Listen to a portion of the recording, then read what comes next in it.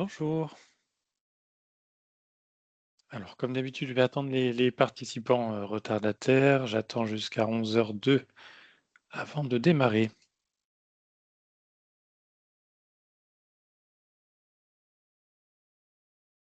Alors, sur mon dernier webinaire, j'ai eu des problèmes techniques. Normalement, je ne devrais pas en avoir, j'en ai pas eu depuis. Si jamais il y avait quoi que ce soit, surtout laissez un petit message dans la conversation.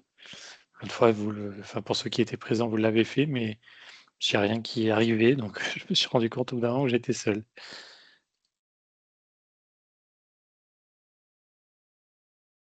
Allez, donc on démarre dans 2 petites minutes.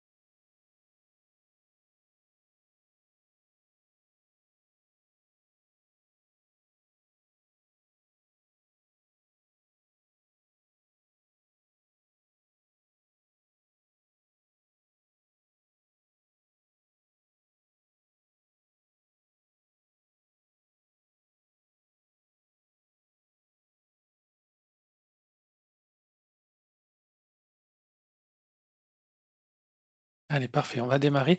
Du coup, est-ce que quelqu'un peut me confirmer juste dans la conversation que vous m'entendez bien, que la communication n'est pas hachée? Juste, voilà, un petit écrit, ça serait super.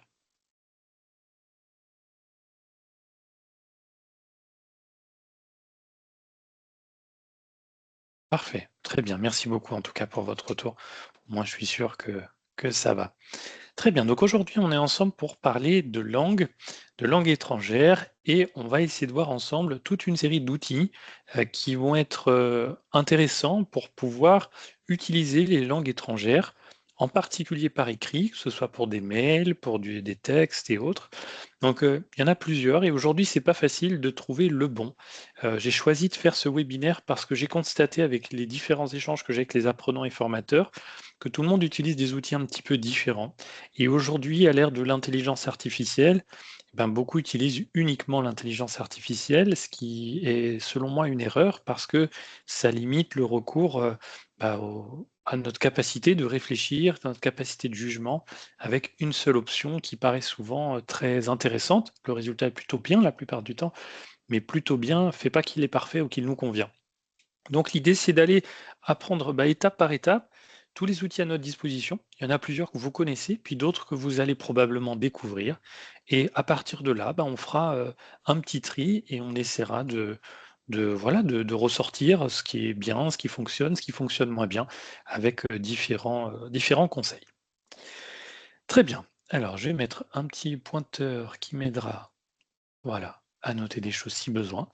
Donc, au sommaire du jour, on va voir d'abord la traduction des emails et des messages instantanés.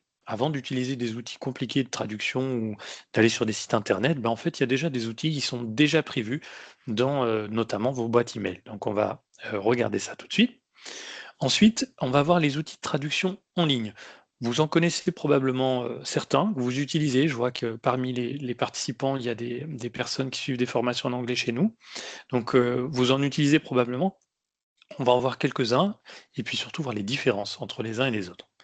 Ensuite, on verra l'IA, puisque la plupart des gens aujourd'hui, en tout cas de la nouvelle génération, utilisent l'IA à tout va et pour l'anglais en particulier.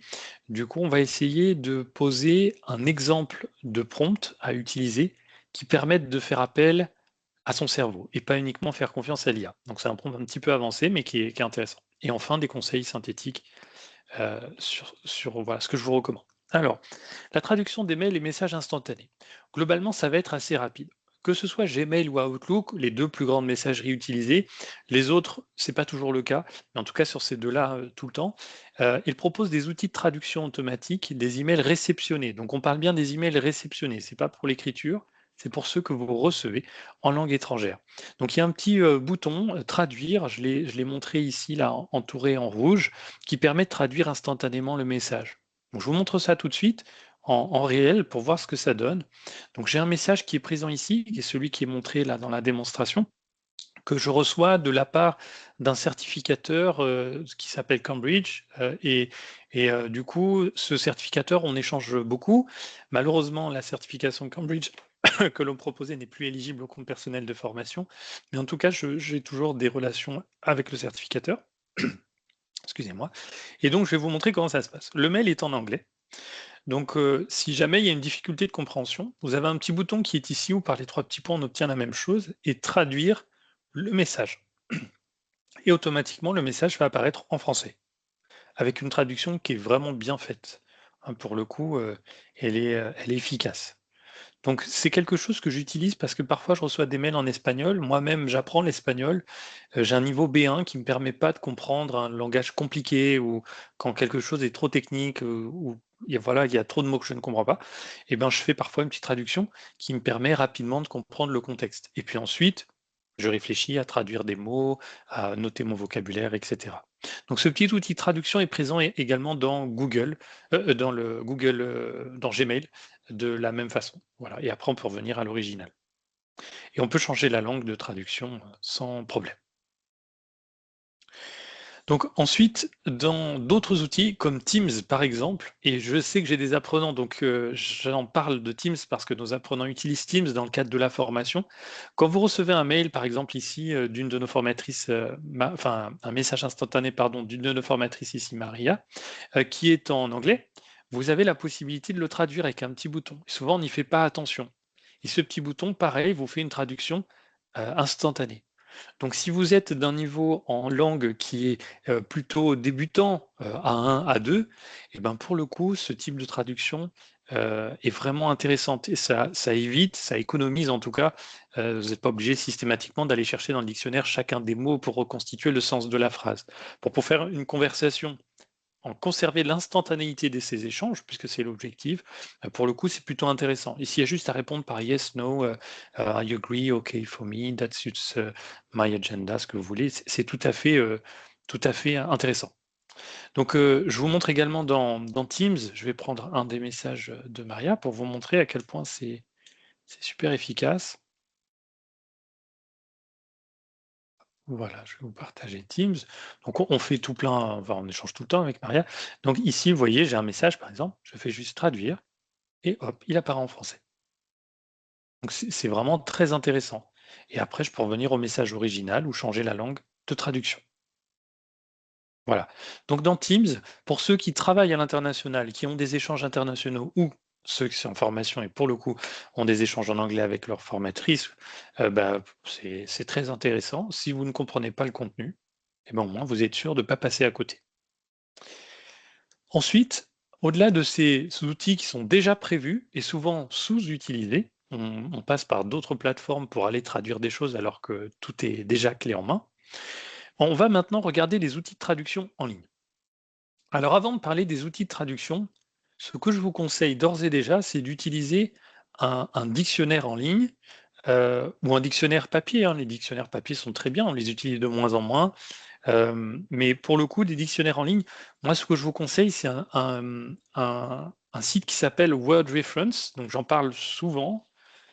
Je vais vous partager le lien. Alors, c'est un site qui marche sous forme d'un dictionnaire, hein. Pardon, c'est pas ça que je voulais. Je vais juste vous le mettre dans la conversation. Voilà, je vous ai partagé le lien dans la conversation. C'est un dictionnaire, donc on n'est pas dans de la traduction, c'est pas l'objet du jour, mais je l'introduis parce qu'en fait, contrairement à de la traduction qui vous propose tout de suite une manière d'interpréter le texte ou de le traduire du français vers la langue étrangère, Word Reference, on va chercher des mots ou des expressions. Et ce que je trouve très intéressant dans cette approche, qui prend plus de temps, mais ce que je trouve intéressant, c'est que ça permet, à partir d'un mot, de ne pas lui donner qu'un seul sens. Parce que les mots ont parfois plusieurs sens selon le contexte.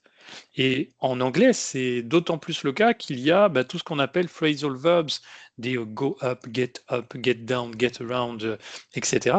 Tous ces phrasal verbs, ils ont parfois plusieurs sens selon le contexte dans lequel ils sont utilisés. Donc, dans les langues, la traduction littérale, et pour ceux qui suivent les formations se rendent bien compte, la traduction littérale n'est pas toujours très efficace. Donc, ce qui vous est proposé par l'outil, lui, il va faire une traduction littérale puis essayer de reconstituer plus ou moins un contexte. Mais plus ou moins, c'est pas un contexte parfait. Et parfois, il y a des mots qu'on va utiliser en anglais qui vont être des mots purement francisés. Des fois, on va utiliser des mots d'argot, des fois des abrégés, des choses comme ça. Et ça, l'outil de traduction ne les reconnaît pas. Alors que Word Reference, lui, il les répertorie dans son dictionnaire. Donc, c'est intéressant quand vous avez BTW, je vous mets ça dans la conversation, par exemple BTW ou ASAP aussi, ASAP. Ça, c'est des abréviations qu'on utilise très souvent en anglais. BTW, c'est by the way, qui veut dire à propos, ou ASAP, qui veut dire as soon as possible. Donc sur ces deux-là, par exemple, ces types d'abréviations, le traducteur, lui, les reconnaît pas toujours. Alors que si vous allez dans Word Reference, il va vous proposer la traduction et vous en expliquer le sens. Donc j'aime beaucoup cet outil. Il a aussi un forum qui permet de réfléchir parfois sur le sens des mots, le sens d'une phrase ou le bon temps à utiliser, qui est très bien fait. Mais c'est un effort intellectuel supplémentaire. Ça nécessite de réfléchir, de noter, faire des recherches, contrairement à la traduction qui, elle, se fait de façon instantanée. Donc je reviens à la traduction maintenant. Sur la traduction, trois grands outils sont utilisés. Tous ont des performances un peu différentes, des approches un peu différentes, mais ils sont tous globalement bien, hein. Il n'y a pas de mauvais outils. DeepL que j'ai mis tout en haut, c'est le plus avancé de tous aujourd'hui, qui utilise l'intelligence artificielle comme les trois quarts des outils de traduction.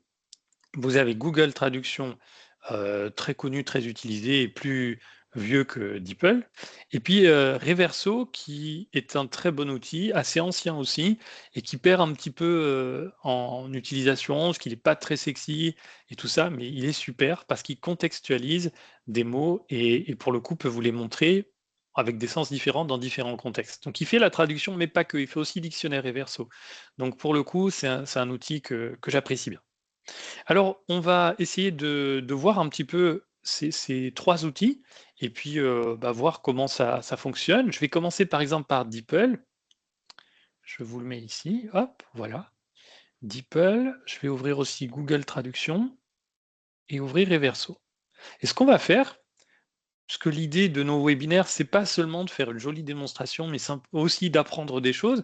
On va essayer de prendre le texte que j'avais tout à l'heure, mon email là, et on va le traduire pour voir, en fait, quand on traduit, si on se base sur un seul type de traduction, en fait, on a une vision très réduite des choses.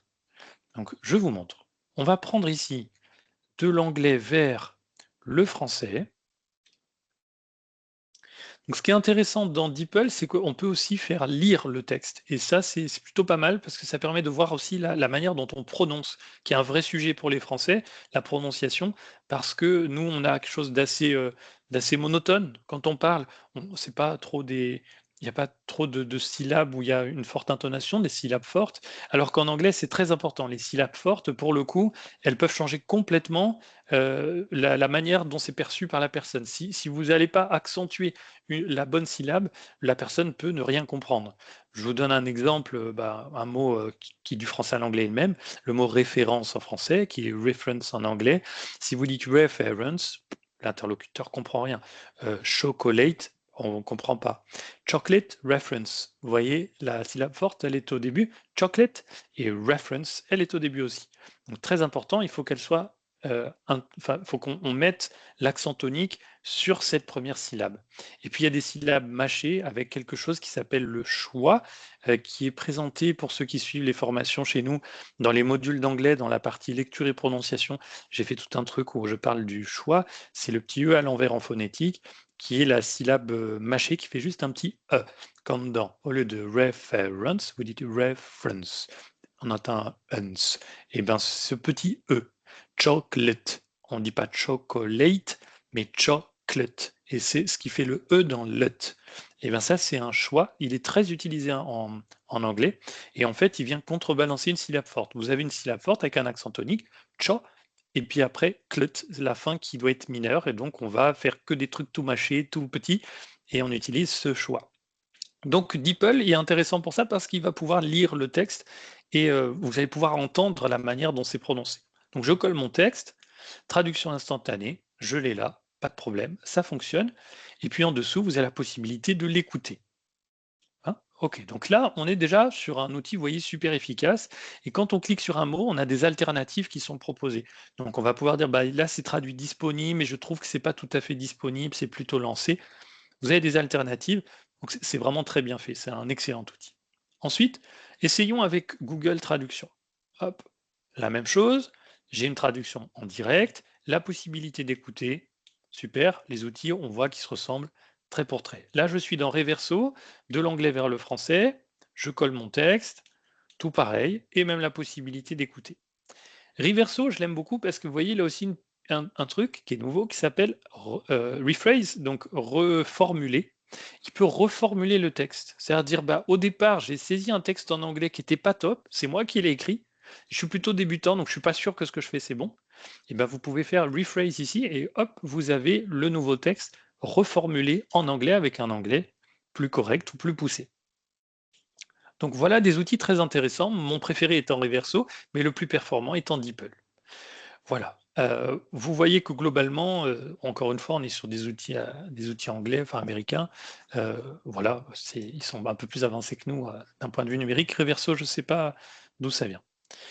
Donc, regardons maintenant le texte. Je ne vais pas faire tout le texte, mais simplement, on va s'intéresser à comment c'est traduit. Chers partenaires, j'espère que vous allez bien. Je vous écris pour vous informer du lancement d'une nouvelle version du LinguaSkill à la rentrée. Tout n'est pas encore finalisé, notamment les tarifs, mais je tenais à vous informer, à vous en informer dès maintenant.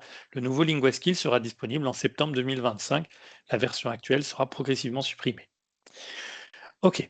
La manière dont c'était écrit, je vous écris pour vous informer du lancement. I'm writing to tell you about a new version of LinguaSkill that will be launched à de rentrée. Vous voyez qu'il a écrit rentrée en français. Pourtant, c'est un anglais. Parce que le terme rentrée, c'est un terme très français. Nous, la rentrée, c'est un moment fort, mais pas trop chez les Anglais. Alors, prenons celui-là. J'espère que vous vous portez bien. Ici, c'était j'espère que vous allez bien. Je vous écris pour vous informer du lancement prochain d'une nouvelle version du LinguaSkill. Je vous écris pour vous informer du lancement d'une nouvelle version du LinguaSkill à la rentrée. Donc vous voyez que là, déjà, il n'est pas tout à fait dans la même chose. Il n'a pas traduit rentrée. Tous les détails ne sont pas encore finalisés, notamment les tarifs, mais je tenais à vous en tenir au courant. Tout n'est pas encore finalisé, on ne parle pas de détails, notamment les tarifs, mais je tenais à vous en informer dès maintenant. Et là, c'était à vous tenir au courant. Donc on est dans un langage qui est moins soutenu ici que de l'autre côté. Ici, j'espère que tu vas bien. Là, il tutoie directement. Donc il se dit qu'on est dans un langage informel. Je vous écris, donc du tu, il passe au vous, je vous écris pour vous parler d'une nouvelle version de LinguaSkill qui sera lancée lors de la rentrée. C'est lors de la rentrée, quand là, c'était à la rentrée. Donc lors de la rentrée et à la rentrée, c'est pas pareil. Parce qu'à la rentrée, c'est déjà lancé. Lors de la rentrée, c'est pendant la période de la rentrée. Tout n'est pas finalisé, comme les prix, au lieu de notamment les prix, mais je voulais vous prévenir. Alors qu'ici, c'était, par exemple, mais je tenais à vous en informer dès maintenant. Vous voyez la différence. Nouveau LinguaSkill sera lancé en septembre 2025. La version actuelle de LinguaSkill sera progressivement supprimée le 30 septembre. Prenons celui-là par exemple. Le nouveau LinguaSkill sera disponible en septembre 2025. La version actuelle sera progressivement supprimée à compter du. Donc on voit que DeepL, il est loin devant les autres. Hein. Vous le voyez tout de suite. Pourquoi je vous dis c'est le meilleur en traduction. Mais Reverso est intéressant parce qu'il a plein d'autres fonctionnalités. Voilà, donc qu'est-ce qu'on constate? Trois outils différents, des performances différentes, mais on constate surtout que la traduction n'est pas la même partout. Il n'y a donc pas de traduction idéale. Ce qui permet aussi, quand on est en formation, de dédramatiser la chose, dire bah ok, mon anglais est peut-être pas parfait, mais finalement, est-ce que c'est grave? Non, puisqu'on voit qu'on peut le traduire de plein d'autres façons. La personne qui m'écrit est un Britannique. Et vous voyez ce qu'on en tire, des choses différentes sur trois outils qui sont des professionnels de la traduction. Donc déjà, on peut dédramatiser là-dessus. Si notre traduction n'est pas parfaite, mais tant qu'on en a compris le sens, finalement, c'est déjà l'essentiel pour nous apprenants. D'un autre côté, ça signifie que faire confiance à un seul outil de traduction, c'est parfois une erreur parce qu'on voit que dans un cas, on était dans du tutoiement, dans l'autre, on est dans quelque chose de très formel. Alors que le mail, lui, n'est exactement le même, rien ne change. Parce qu'en anglais, quand vous dites you, ça peut être tu, ça peut être vous. Et c'est simplement le contexte qui va faire qu'on va comprendre que c'est formel ou que c'est informel, parce qu'on va utiliser des mots avec une tournure plus soutenue, et c'est donc formel, ou des tournures moins soutenues, et là, dans ce cas, on va être dans quelque chose d'informel. Mais le you reste le you, alors qu'en français, il y a bien le tu et le vous. Donc on voit clairement ici que faire confiance à un seul outil de traduction, c'est pas l'idéal. C'est un bon point de départ, mais c'est pas suffisant. Il faut aller plus en profondeur dans le texte pour en vraiment en tirer le sens que nous, on interprète. Et moi, je connais cette personne, donc je sais si elle me tutoie ou elle me voit. J'ai pas besoin d'un traducteur pour me le dire. Par contre, si j'ai besoin de préciser un sens exact ou j'ai pas beaucoup de temps et je veux simplement comprendre ce qu'il voulait, bah, l'outil de traduction marche bien. Je poursuis maintenant. On a vu quelques outils de traduction. J'ai une petite préférence plutôt que de la traduction, surtout quand c'est vous qui écrivez, de passer par des outils de reformulation ou des outils d'aide à la correction grammaticale. Je trouve plus pertinent plutôt que de dire bah tiens, j'écris mon texte en français, je demande la traduction, et comme vous l'avez compris, elle peut être faussée ou mal interprétée par l'outil. Et si vous n'avez pas cet effort intellectuel d'aller vérifier ce qui est traduit, malheureusement, le message que vous vouliez passer il peut être passé un peu à côté. Donc ce que je conseillerais déjà, c'est de créer votre propre message. Et s'il n'est pas parfait, c'est pas grave, dédramatisons. L'important, c'est que vous ayez dit ce que vous ayez envie de dire. Ça, c'est très important. Et que vous ayez réfléchi en anglais pour progresser en même temps. Si ce que vous avez dit n'est pas parfait, c'est pas un souci. Les outils de reformulation vont vous aider et vont vous permettre ensuite de attraper ces petits mots-clés qui permettent de rendre la tournure plus formelle, plus sympa. Donc, c'est intéressant ces outils-là, Scribe et Reverso notamment, parce qu'ils peuvent reformuler le texte. Grammarly, il va pas reformuler le texte, mais il va vous corriger les fautes. Un mauvais temps qui a été utilisé, un mauvais accord, par exemple, une mauvaise orthographe d'un mot. Et Grammarly, il est très intéressant aussi parce qu'il marche aussi en français. Et donc, il va aussi vous corriger des fautes de français. Scribe, pareil, hein, vous pouvez l'utiliser sur du français, mais il ne s'installe pas. Alors, prenons Scribe par exemple. Je vais taper un message. Je l'avais prévu de le copier, mais je ne vais pas le copier là. Hop, je vais le saisir. Je vais le mettre en anglais, pardon. Et donc, je vais saisir un email mal dit, ok, d'un Français qui ne maîtrise pas très bien l'anglais et que j'avais préparé de cette façon pour voir ce que propose l'outil.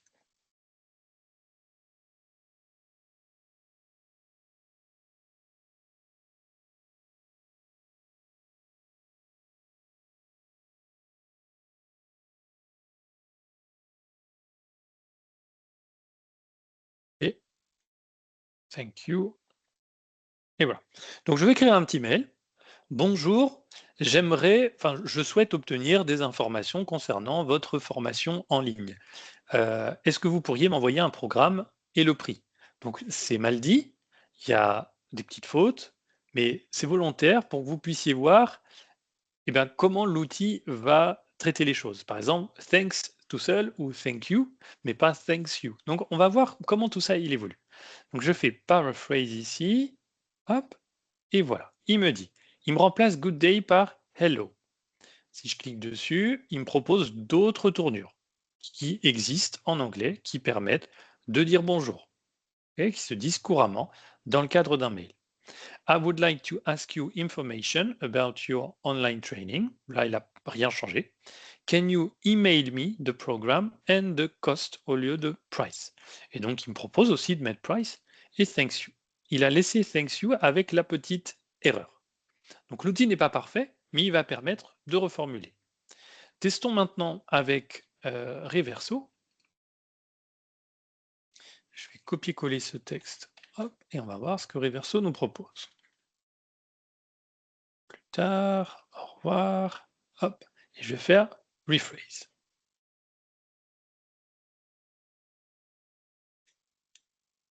Ah, il va pas vouloir parce que j'ai peut-être trop utilisé. Reverso, télécharger, il va peut-être me demander il va peut-être me demander de souscrire.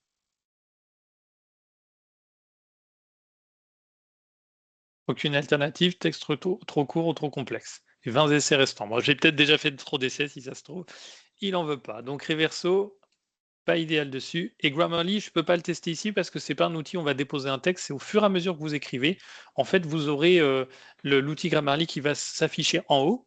Donc, il va être expliqué si on clique dessus. Je vous partagerai la présentation, il y a tous les liens dedans, hein. Il faut déjà créer un petit compte, vous le téléchargez. Et après, l'outil se présente comme ça. Chaque fois que vous écrivez, vous avez Grammarly qui va vous proposer une correction du texte ou une correction d'un mot, une correction grammaticale. Mais en fait, c'est un petit compagnon qui vous verrez dans toutes les applications, Teams et les emails, partout. Et à chaque fois, il va vous souligner les fausses et vous expliquer pourquoi c'est faux. Donc là, Reverso, malheureusement, ça ne marche pas. Je pense que j'ai tout simplement trop utilisé. On a vu juste cet outil-là qui marche, mais qui n'est pas parfait. Rassurez-vous, je vais vous proposer à la fin une alternative qui marche et qui est bien plus perfective, enfin bien plus parfaite que tout ce qu'on vient de voir là, et parfaitement gratuite, sans créer de compte ni quoi que ce soit. Donc voilà les outils de traduction, de reformulation. Donc on voit que c'est intéressant, mais c'est pas bluffant. Grammarly, lui, est super pour se corriger, mais il ne va pas forcément reformuler le texte. Ensuite, l'IA, une aide précieuse lorsqu'elle est bien utilisée. Et là, je vais utiliser l'IA pour justement reformuler. Et on va voir comment l'IA peut être utilisée intelligemment pour que ça fonctionne. Alors, là, le prompt, on vous dit ce prompt est un prompt développé. C'est moi qui l'ai créé, hein, je n'ai pas récupéré d'Internet, c'est une création 100% maison, pour reformuler un email écrit dans une langue étrangère par un débutant. Alors, si vous avez suivi mon petit webinaire sur l'IA, on avait vu qu'il y avait des prompts simples, des prompts développés de façon assez rapide. L'essentiel, c'est bien retenir que dans un prompt, c'est-à-dire le message que vous allez, la requête que vous donnez à l'outil d'intelligence artificielle pour produire quelque chose, donc on parlait d'IA générative parce qu'il génère des contenus, il faut bien le structurer. Et pour le structurer, je vous conseille de le faire à part, donc dans un outil de bloc-notes ou quelque chose comme ça, ou un Word si vous voulez, puis après vous copiez-coller votre prompt, parce que c'est pas très facile à l'usage directement dans l'outil d'IA. Donc on met des petits dièses, mais c'est pas obligatoire. Vous pouvez l'écrire un peu comme vous voulez, hein. C'est ma manière de codifier les choses, qui s'appelle un format Markdown, mais c'est pas obligatoire. Vous faites vraiment à votre sauce. Là, vous pourrez tout simplement copier-coller ce que moi je vous ai mis et reformuler, changer du texte sans problème.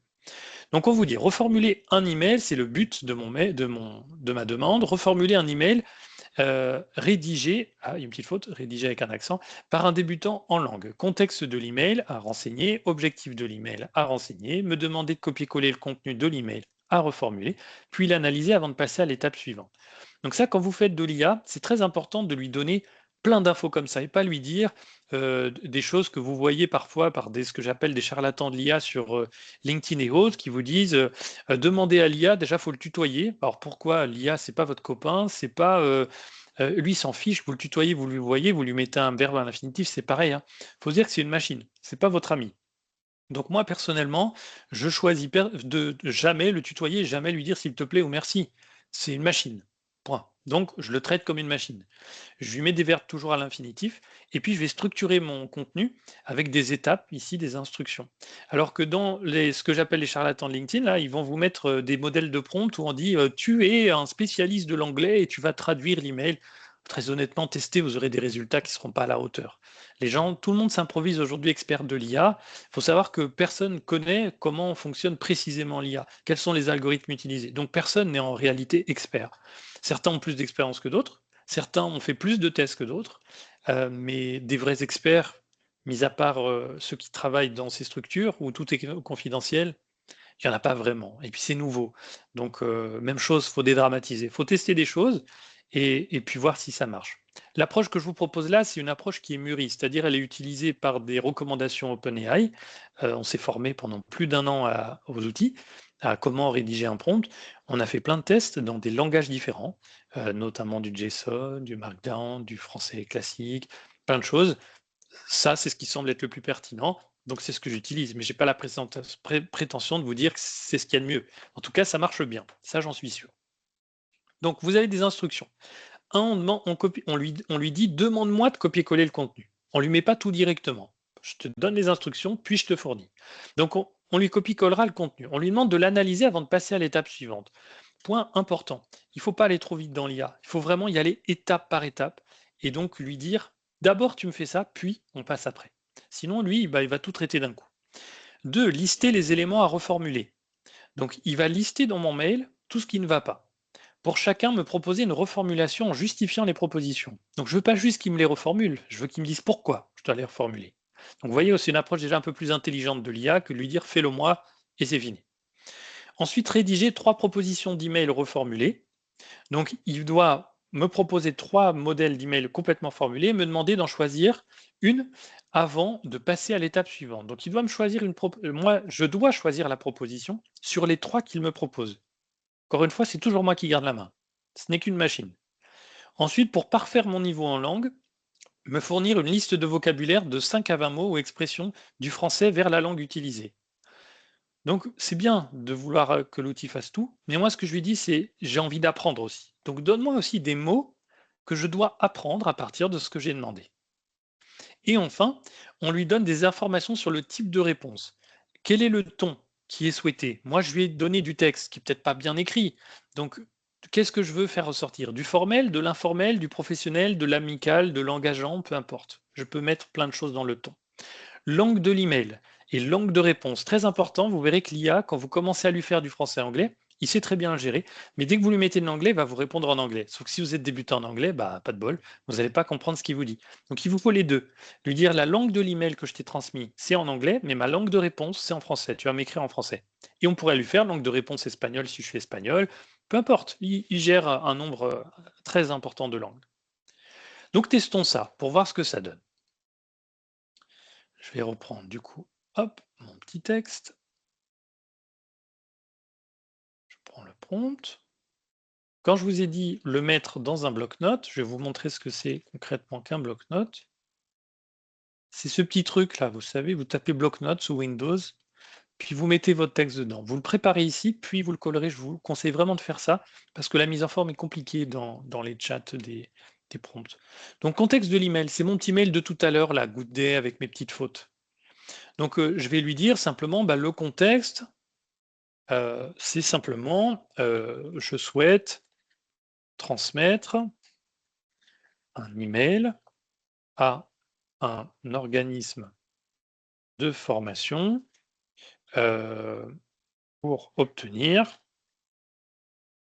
des informations sur un, je sais pas, je vais mettre une journée de formation en yoga, par exemple. Donc moi, je vais lui dire ce que c'est, alors que dans mon mail tout à l'heure, c'était pas indiqué que c'était du yoga. Ensuite, objectif de l'email. Mon objectif de l'email, c'est demander un programme et un tarif. C'est ça mon objectif. Le plus dur, c'est d'arriver à distinguer ce qui est un contexte, ce qui est un objectif. C'est pas grave si vous ne faites pas parfait. L'outil sait bien gérer ça. Je vais corriger ma petite faute tout à l'heure là qui me saute un peu aux yeux, j'ai pas vu au départ. Un email rédigé par un débutant. Le ton à utiliser, bah, je vais rester sur un ton formel. La langue de l'email est en anglais. Et enfin, le type de réponse, je vais le demander en français. Donc, je veux qu'il m'écrive en français, mais que l'email soit en anglais. Je prends tout ça, je le copie. Je vais aller dans un outil, par exemple, ça peut être ChatGPT ou Copilot si vous avez, par exemple, Microsoft ou Gemini si vous êtes sur Google. Bon, la plupart des gens utilisent ChatGPT, j'ai utilisé ChatGPT. Je n'utilise pas trop, mais ça devrait fonctionner. Je colle et je retrouve donc tout mon prompt et j'envoie. Il analyse. Étape 1, merci de copier-coller ci-dessous le contenu de l'email. Vous voyez, c'est moi qui l'ai bridé en lui disant, première étape, tu me demandes de copier-coller le contenu. Alors, je prends le contenu de mon petit email de tout à l'heure et je le colle ici. Good day, I would like to ask you information. Tout ça, je laisse que j'aille. J'envoie. Et là, il va réaliser toutes les étapes. Il analyse le document. et il m'identifie tout ce qu'il faut reformuler avant même de me proposer quelque chose. Vous voyez, je vous dis, c'est la démarche intelligente, pas la démarche de gros feignants sur l'IA que beaucoup de personnes utilisent, mais au final, ça donne un seul mode de pensée. Et dans les langues, il n'y a pas qu'un mode de pensée. La langue, c'est quelque chose de riche qui s'interprète de plein de façons, donc c'est intéressant de réfléchir au contenu à chaque fois. Salutations, good day. Pourquoi reformuler? Good day est grammaticalement correct, mais peu utilisé dans les emails formels modernes. Voilà, vous avez l'info. Tout à l'heure, on ne l'avait pas. Proposition. Dear Sir or Madame. Dear Training Team. Voilà, si on ne connaît pas le destinataire, c'est on s'adresse. Formulation de la demande. Pourquoi reformuler? La phrase n'est pas idiomatique en anglais, donc c'était I would like to ask you information. On ne ask information, on request information ou ask for information. Donc j'avais mis ask you information et il me dit que c'est ask for en anglais ou request ou require ou inquire. Donc on va le voir ici.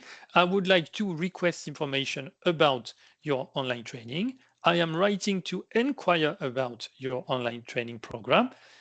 On voit que déjà le niveau de langue c'est pas le même, hein. Demande détaillée. Can you send me a program and the price? Pourquoi reformuler? La phrase est compréhensible mais trop directe pour un ton formel et manque de précision. Could you please provide me fournir, with the program details and the associated cost? Donc on a vraiment là, vous voyez, quelque chose qui est très bien tourné et vraiment purement correct, aucun problème, hein. Ou I would be grateful if, tournure très courante, qui veut dire je vous serais reconnaissant de. If you could send me the training schedule and the pricing information. OK. Donc, et enfin, le remerciement, le thanks you, il me dit pourquoi reformuler. Formulation incorrecte cette fois. En anglais formel, on utilise thank you ou thank you in advance. Proposition. Thank you in advance for your assistance. Thank you for your time and consideration. Vous voyez la différence entre une mauvaise utilisation de l'IA, qu'on retrouvait dans les outils Reverso et tout, là c'est de l'IA, hein, ni plus ni moins. Mais si vous demandez juste reformule-moi, ben, il vous reformule, hein. Il vous proposera une solution toute prête. Là, je réfléchis, je pose un cadre, j'apprends. Étape 3. Donc, troisièmement, ce que je lui ai demandé, propose-moi 3 versions d'email. Ben voilà, 3 versions d'email. Dear Sir or Madame. Et je sais pourquoi il m'a dit ça, parce qu'il m'a dit qu'il fallait le reformuler. I am writing to inquire. Je sais pourquoi il écrit ça. Il m'a dit de le reformuler. Could you please provide me with? Et je sais pourquoi il met ça. Vous voyez, c'est la démarche intelligente. J'ai appris au fur et à mesure des propositions qu'il m'effectue. Je vous passe tout le détail. Dernière étape. Liste de vocabulaire utile. Je fournirai cette partie une fois que tu auras choisi la version de l'email. Donc ensuite, je vais choisir un email. Je vais dire, allez, tiens, mets-moi la proposition 1. Et je n'ai pas besoin de dire 1, s'il te plaît, hein, il comprend, c'est un robot. Étape 4, liste de vocabulaire utile. Et voilà, je repars tranquillement avec 15 vocabulaires, 15 mots, to inquire, demander des informations, request information, training course, etc. Le tarif, cost, pricing, fee, to provide, to send, attached, en pièce jointe. Bref, et là, je repars avec des mots. Donc, je suis dans une démarche intelligente de l'utilisation de l'IA, pas la démarche où l'IA remplace mon cerveau, mais il m'accompagne dans la création. Et deuxièmement, j'en tire un fruit. Je ne fais pas que choper mon mail, copier-coller, envoyer, terminer, l'IA m'a bien été utile. J'en tire des bénéfices. J'apprends du vocabulaire, j'apprends des tournures. Voilà, donc j'insiste beaucoup là-dessus parce qu'aujourd'hui, trop de personnes pensent que l'IA va faire le travail à leur place, ce qui aboutit à dire que l'IA va finir par remplacer l'être humain. Oui, si on est des feignants, si on utilise l'IA comme des feignants et on veut que ça fasse tout à notre place pour en tirer un maximum d'argent, effectivement. Si on utilise l'IA comme un outil qui va permettre de progresser individuellement, de s'enrichir, de se former, on est dans un tout autre registre. Ça veut dire qu'on va produire des mails avec moins de fautes. Ça veut dire qu'on va avoir des communications plus soutenues, plus respectueuses de notre destinataire. On est dans quelque chose de complètement différent. Donc je ne vais pas remettre le débat sur l'IA, mais vous avez compris en tout cas l'esprit qui est ici quelque chose vraiment de développé. Voilà. Si jamais vous avez des questions, si vous voulez me poser 2-3 petites choses ou me demander de remontrer quelque chose sur l'IA, je vous invite à utiliser la conversation avant que je passe à la partie synthèse, parce que je sais que c'est un sujet qui canalise beaucoup d'attention. Donc, n'hésitez pas à mettre un petit message dans la conversation ou une question ou un point que vous souhaitiez que je remontre. Quoi qu'il en soit, vous aurez la présentation, vous aurez le prompt, vous pourrez le copier-coller, tout faire vous-même. C'est cadeau.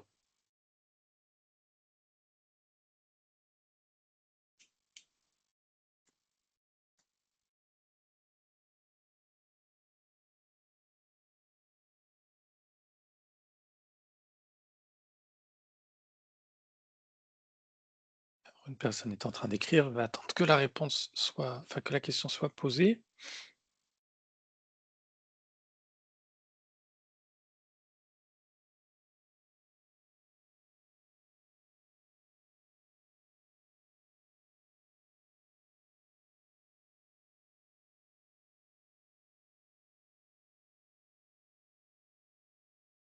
Excellente question, Nicolas.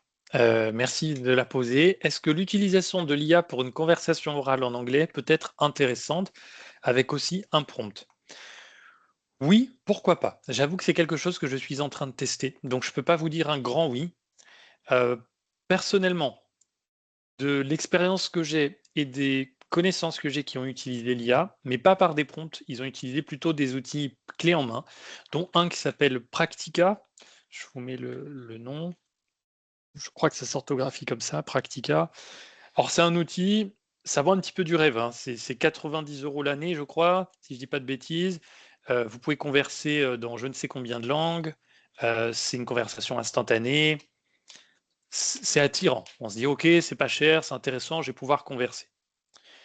Premier retour des personnes qui l'ont utilisé. Donc j'ai des apprenants qui l'ont utilisé et des amis personnels qui apprennent l'anglais aussi qui l'utilisent encore. C'est bien de prime abord, comme l'IA en général. Disons que c'est bluffant, c'est impressionnant. Donc ça donne envie d'en faire plus, sauf que l'IA n'est pas très inventive. On pense qu'elle est intelligente, parce qu'il y a intelligence artificielle, mais elle n'est pas intelligente, l'IA. L'IA, elle a été développée pour imiter l'intelligence de l'être humain, mais elle n'est pas en soi intelligente, elle n'est pas autonome. Donc elle n'est pas capable de faire une conversation riche. Elle va faire quoi? Ce que vous lui demandez. L'IA, c'est bête et méchant, hein. Vous lui posez une question, paf, elle répond. Et elle ne peut pas rester sans réponse. C'est insupportable pour elle, parce qu'elle est programmée pour. Donc elle est prête à répondre, au bout d'un moment, même des bêtises, hein. Il faut savoir qu'il y a 35% des résultats de l'IA qui sont faux, qui vous fournissent une information fausse ou déformée. Donc demander des choses historiques, tout ça, c'est bluffant au départ. Puis quand vous creusez un peu, que vous êtes un expert du domaine, vous verrez rapidement les limites. Bah, c'est un peu la même chose avec ce genre d'outils, comme Practica. Au bout d'un moment, il ne va pas faire preuve d'imagination dans sa conversation. Il ne fera pas preuve d'empathie. Il ne fera pas preuve de... Vous voyez, si vous n'êtes pas motivé aujourd'hui, il ne va pas vous motiver. Si vous n'êtes pas dans... Je ne sais pas, si vous êtes mal à l'aise pour parler, il ne va pas vous dire... Ben en fait, un petit conseil, si vous êtes mal à l'aise, je vous conseille de faire ci ou de faire ça. Ça va se cantonner à faire de la discussion. C'est impressionnant, c'est efficace, mais jusqu'à une certaine limite. L'être humain, qu'est-ce qui fait sa richesse? C'est que son intelligence ne se cantonne pas à simplement être en capacité de parler, ce qui est le cas là, pour le coup de l'IA. Elle va réfléchir, avoir des émotions, anticiper, être force de proposition, être proactif. L'IA n'est pas capable de faire ça. Elle ne va pas être proactive en disant, bon, ok, aujourd'hui, tu n'es pas motivé, pas de souci, je te propose on fait un truc différent. Allez, on change tout aujourd'hui, on travaille sur description d'image. Il ne sait pas faire. Donc c'est de la petite conversation pour progresser à petits pas. Donc pour répondre directement, Nicolas, pour ces outils comme Practica, oui, j'ai vu, j'ai rapidement testé, j'ai eu des retours d'expérience, donc je peux dire que c'est intéressant, mais que c'est pas extraordinaire. Intéressant parce que pas cher, abordable, accessible, mais en soi là, ça s'évite de discuter avec un robot, hein. Vous pouvez l'imaginer, surtout quand vous sortez du travail, que vous avez envie de quelqu'un qui vous tire vers le haut. Ensuite, par un prompt, c'est quelque chose que j'essaie de mettre en place pour voir si c'est quelque chose qu'on peut proposer à nos apprenants sous forme gratuite, hein, et qu'ils puissent tirer de ce bénéfice par la suite en continuant à l'utiliser. Donc je travaille dessus. Je ne peux pas vous dire que c'est probant ce que j'ai testé. C'est bluffant au départ, puis au bout de 5-10 minutes, on s'ennuie. Pour converser, alors ensuite une question. Pour converser dans la rue en live dans une autre langue, quel outil utiliser, quelle appli? Alors c'est une bonne question, Marie-Pierre.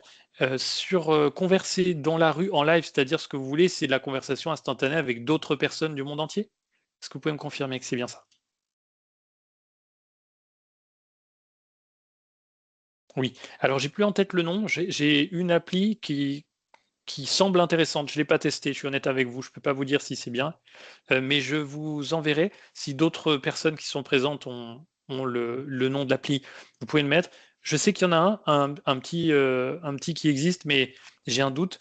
J'en utilisais un il y a longtemps, hein, mais ça s'appelait, que je dise pas de bêtises, Easy English, je crois, si je dis pas de bêtises. Elle existe en espagnol, moi c'est en espagnol que je l'ai utilisé. Easy English. Attendez, je vais faire la recherche en même temps. Faire ça en direct. Hop, Easy English, si je dis pas de bêtises. Ça, c'en est une. C'est pas celle que j'ai en tête de prime abord, parce qu'il y en a une autre qui est une sorte de forum. Est-ce que c'est ça le nom? Il y a une chaîne YouTube, effectivement. Je vais voir les graphismes si ça colle ou pas. Non, c'est pas ça.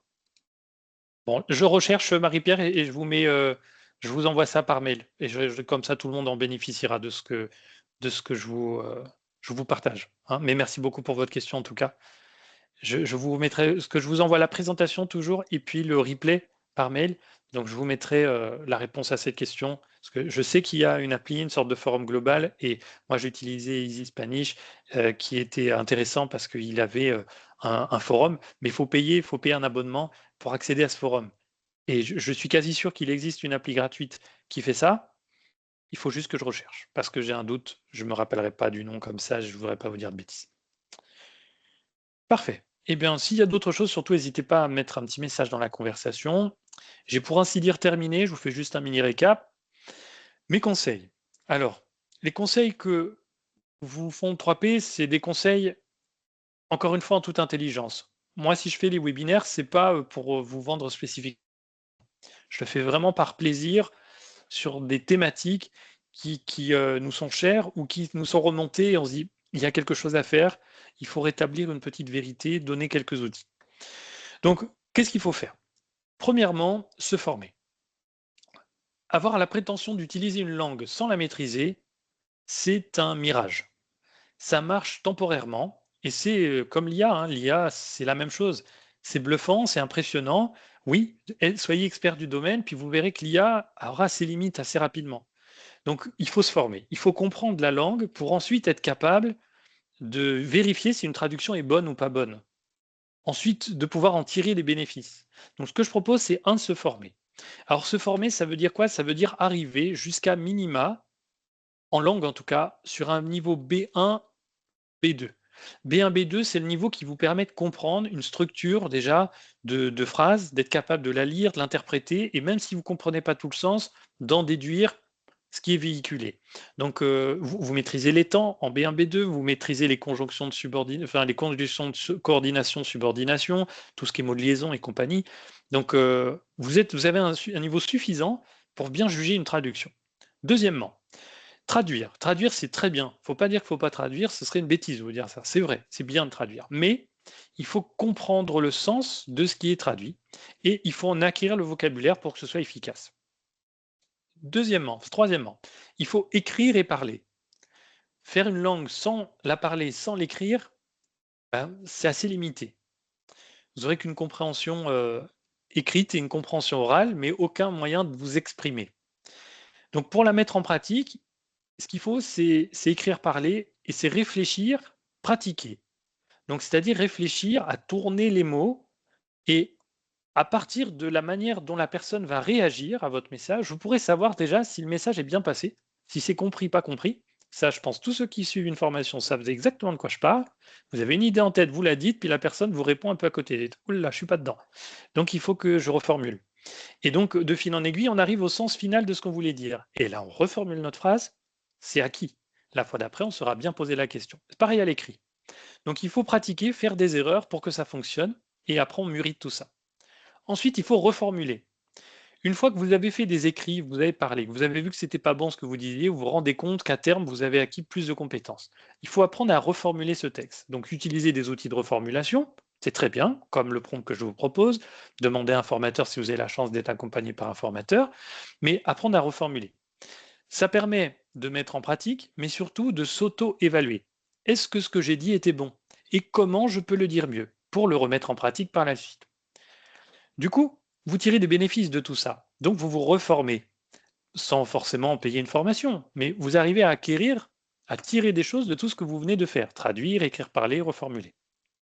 Maintenant que vous êtes mieux formé, vous continuez à traduire, vous remontez en compétences, vous écrivez, vous parlez, donc vous remontez en compétences dans l'expression, dans le test de tout ça, puis vous reformulez, puis vous reformez, et ainsi de suite, et c'est comme ça qu'on monte en niveau. C'est pas en utilisant un outil d'IA, en lui disant traduis-moi ça, copier, coller, envoyer l'email. Ça marche qu'un temps. Donc si au travail vous avez fait ça, vous savez de quoi je parle, et c'est sans doute pourquoi d'ailleurs pour certains vous êtes en formation, c'est très important de passer par la case formation, que ce soit en auto-formation ou en passant par un organisme. L'organisme accélère un petit peu le rythme, c'est surtout ça. Le webinaire est terminé, donc il vous a été proposé par 3P Formation. 3P Formation, c'est un organisme familial, on est créé depuis 2018, on travaille en famille, vous avez les 3 associés présents ici, moi, ma compagne Laetitia et mon frère Steven. Donc on est tous les 3 à l'initiative du projet et on continue à le porter avec cœur. On a des valeurs fortes, inclusion, durabilité, proximité, partage. L'inclusion nous est très chère, la diversité culturelle, le handicap, les difficultés personnelles des uns et des autres, les projets différents, la prise en compte de tout ça pour nous est essentielle. La durabilité, alors elle couvre plein de choses. C'est le développement durable. On est tous des grands fans de la nature, observation d'oiseaux, enfin tout ce qui est nature en général. On fait tous des choses différentes en lien avec la nature, mais on est tous engagés. Mais pas que ça, c'est la durabilité des compétences. C'est-à-dire que quand on vous forme, on veille à ce que vous soyez autonome à la fin des parcours et que les compétences, elles restent durablement. Qu'elles ne soient pas ce que j'appelle du one shot, vous faites une journée de formation et puis après, débrouillez-vous. Et la difficulté, c'est que vous vous retrouvez dans la nature avec peut-être un tiers, même pas, de ce que vous avez appris. Nous, on fait des formations plutôt dans la durée, qui s'inscrivent dans le temps et avec des temps d'exposition plus courts. Et ça marche beaucoup mieux pour l'apprentissage. La proximité, on a du lien, on garde du lien avec tous nos apprenants, ça, ceux qui sont ici le savent. Et enfin, le partage, c'est notamment l'objet de ces webinaires, qui ont vocation à vous partager des connaissances librement, gratuitement, et qu'on se file des tuyaux les uns les autres pour monter ensemble en compétences. Nos thématiques, c'est en gros numérique langue. Tout ce qui est numérique, c'est ces 2 gros blocs. Donc on va être sur Microsoft Office, Microsoft 365. On travaille là sur tout ce qui est logiciel libre de droit, qui paraîtra tout doucement. Les programmes sont presque terminés, les supports aussi. Informatique numérique, pour toutes les personnes qui sont au départ plus ou moins éloignées du numérique, et puis aussi pour des personnes qui ont déjà un bon niveau, mais qui souhaitent améliorer notamment la cybersécurité ou l'intelligence artificielle qu'on a nouvellement lancée. Et enfin, les langues, donc il y a la communication professionnelle, c'est le français, orthographe, grammaire, conjugaison, pour aller jusqu'à des niveaux très avancés de rédacteur, correcteur ou écrivain public, par exemple. Et puis l'anglais, et enfin l'espagnol qu'on a lancé il y a peu. Voilà, donc merci à vous, en tout cas pour votre participation, d'avoir répondu présent. C'est toujours un vrai plaisir de voir des participants, des gens qui répondent et qui plus est, je vois que beaucoup d'entre vous sont des apprenants, donc un grand merci à vous d'être présents. Merci Olivier pour votre tour. Merci Gabriel pour les petits applaudissements. Merci Marie-Pierre également. Merci Nicolas, merci Brigitte. Bref, merci à tous. Je vous souhaite un excellent mercredi. Je vous dis à très bientôt. Au plaisir de vous retrouver. Prochain webinaire dans 2 semaines qui sera animé cette fois par Steven. Je vous souhaite une belle journée. À très bientôt. Au plaisir. Au revoir.